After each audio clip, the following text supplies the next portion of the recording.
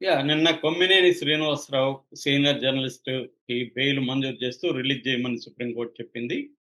ఇది very, very important తీర్పుగా మనం చెప్పుకోవచ్చు. ఎందుకంటే హిస్టారిక్ జడ్జిమెంట్స్‌లో ఒకటిగా ఇది చెప్పుకోవచ్చు. ఎందుకంటే ఫ్రీడమ్ ఆఫ్ ద ప్రెస్ అనేది ఇండియా మొత్తంగా కూడా చాలా దారుణంగా ఆహ్, జర్నలిస్ట్ వితౌట్ బోర్డర్స్ అనే సంస్థ every year freedom of the press ఇండెక్స్‌ని తయారు చేస్తుంది. అది ఈ ఇయర్ 2025లో మొత్తం 150కి గాను 151కి పడిపోయిందనమాట. లాస్ట్ 159 ఉన్నింది మన ర్యాంకు. ఇప్పుడు 151కి పడిపోయింది. అంటే రోజు రోజుకి జర్నలిస్టుల మీద దాడులు గావచ్చు, అక్రమ కేసులు గావచ్చు, జైళ్ళల్లో బంధించడం గావచ్చు, ఆహ్, చంపేయడం గావచ్చు, ఇలాగా ఆహ్, జరుగుతుంది. సో, ఈ నేపథ్యంలో సుప్రీంకోర్టు నిన్న ఇచ్చిన తీర్పు ఫ్రీడమ్ ఆఫ్ ద ప్రెస్‌కి చాలా ఊరట, ముఖ్యంగా జర్నలిస్టులకి చాలా ఊరటగా చెప్పుకోవచ్చు. అయితే ఈ మనం ఆల్రెడీ దీని మీద నేను చెప్పాను. ఇది సాక్షి టెలివిజన్ ఛానెల్‌లో లైవ్ ఆహ్, విత్ కే కేఎస్ఆర్ అనే ఒక ప్రోగ్రామ్ ఉంది. కొమ్మినేని శ్రీనివాసరావుతో లైవ్ అనే ప్రోగ్రామ్. ఆ ప్రోగ్రామ్‌లో ఆంధ్రప్రదేశ్‌లో సెక్స్ వర్కర్‌ల ఆహ్, పర్సెంటేజ్ ఎంతుంది దేశంలో అని ఈ మధ్య రకరకాల సర్వేలొచ్చాయి. అందులో ఒక సర్వేకి సంబంధించి రిపోర్ట్‌ను టైమ్స్ ఆఫ్ ఇండియా ప్రకటించింది. దాన్ని చర్చిస్తున్నప్పుడు ఆ టైమ్స్ ఆఫ్ ఇండియా ప్రకటించిన రిపోర్ట్ ప్రకారం ఆహ్, ఇండియాలోనే నంబర్ 1 ప్లేస్‌లో సెక్స్ వర్కర్‌లు ఎక్కువగా ఉన్న రాష్ట్రం కర్ణాటక. అంటే టోటల్‌గా 15% వరకు సెక్స్ వర్కర్‌లు కర్ణాటకలో ఉంటే, రెండవ అతిపెద్ద సెక్స్ వర్కర్‌లు ఉన్న రాష్ట్రం ఆంధ్రప్రదేశ్ అని 12% వరకు ఉంది. అట్లాగే దేశంలో ఆహ్, మైగ్రేటెడ్ సెక్స్ ఇదంతా కూడా నేను చెప్తున్నది ఫిమేల్ సెక్స్ గురించే. ఫిమేల్ సెక్స్ వర్కర్‌లు, మేల్ సెక్స్ వర్కర్‌ల గురించి రీసెర్చ్ లేదు. ఎందుకంటే వీళ్ళతో పోల్చినప్పుడు మేల్ సెక్స్ వర్కర్ ప్రొఫెషనల్‌గా పెద్దగా మన దేశంలో ఉండదు. సో, దానికోసం ఇది ఫిమేల్ సెక్స్ వర్కర్‌ల గురించి. సో, మైగ్రేటెడ్ అంటే ప్రతి రాష్ట్రంలో కూడా ఎక్కువ ఉన్నది ఆంధ్రప్రదేశ్ నుంచే అనేది రిపోర్ట్ చెప్తుంది. దాని మీద ఆహ్, ఆ సర్వే రిపోర్ట్ మీద చర్చ జరిగింది.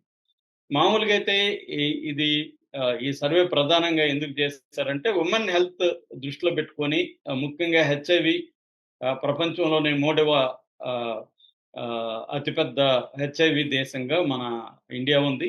అందుకని హెచ్ఐవి ఎక్కువగా సెక్స్ వర్కర్‌లకి వచ్చే అవకాశం ఉంది. ఈ సెక్స్ వర్కర్‌ల వల్ల మేల్ పర్సన్స్‌కి అంటే క్లయింట్లు ఎవరైతే వాళ్ళ దగ్గరికెళ్తారో వాళ్ళకి కూడా వచ్చే అవకాశం ఉంది. అట్లాగే వాళ్ళకేమన్నా పిల్లలు పుడితే పిల్లలకి ఉంది.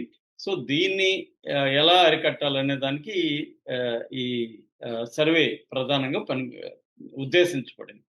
సో, ఇది ఇంపార్టెంట్ సర్వే. దాని మీద చర్చ కూడా అవసరం. అయితే వీళ్ళేం చేశారంటే, ముందు నుంచి కూడా సాక్షికి గావచ్చు, లేకపోతే వైసీపీకి గావచ్చు, అమరావతి అంటేనే పడదు.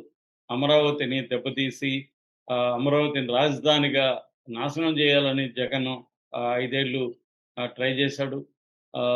కానీ అతని వల్ల కాలేదు. 3 రాజధానుల పేరుతో అమరావతిని నిర్వీర్యం చేయాలని ట్రై చేశాడు. దానికి మూల్యం కూడా చెల్లించాడు. సో, ఇప్పుడు గూడా ఏందంటే, ఈ విషయాన్ని చర్చించకుండా అమరావతి దేవతల రాజధాని అంటున్నారు. కానీ అది వేశ్యల రాజధాని అని ఒక ఆహ్, వెకిలిగా ఆయన ఆహ్, జర్నలిస్ట్ వివిఆర్ కృష్ణరాజు కామెంట్ చేసినప్పుడు కొమ్మినేని దాన్ని గట్టిగా ఖండించాలి. మామూలుగా ఇలాంటి వ్యాఖ్యల్ని కొమ్మినేని ఖచ్చితంగా ఖండిస్తుంటారు. ఆయన ప్రోగ్రామ్‌లో ఏమాత్రం ఆహ్, డెరగేటరీగా ఉన్నా ఆయన ఇమ్మీడియేట్‌గా ఖండిస్తుంటారు జనరల్‌గా. కానీ ఈసారి మాత్రం ఆయన ఖండించకుండా సాఫ్ట్‌గా మీరు అలా అనకండి మళ్ళీ మిమ్మల్ని ట్రోల్ చేస్తారు అని ఒక రకమైన నవ్వుతూ అంటే ఒక రకంగా ఇండైరెక్ట్‌గా ఎంకరేజ్ చేస్తున్నట్టే మాట్లాడాడు. ఎందుకంటే ఆ తర్వాత కూడా దాన్ని ఎస్టాబ్లిష్ చేయడానికి ఆహ్, తను చెప్పిన స్టేట్‌మెంట్‌ని ఎస్టాబ్లిష్ చేయడానికి కృష్ణంరాజు సీరియస్‌గానే ట్రై చేశాడు. కొమ్మినేని గాని నిజంగానే ఆపి సార్ ఆ విషయాల జోలికెళ్ళకండి. అలా అనడం తప్పు. ఒక ప్రాంతాన్ని అలా కించపరిచి ముఖ్యంగా మన ఆంధ్ర ప్రాంతాన్ని మనమే కించపరచడం కరెక్ట్ కాదు. మీరు దాని మీద డిస్కస్ చేయకండి.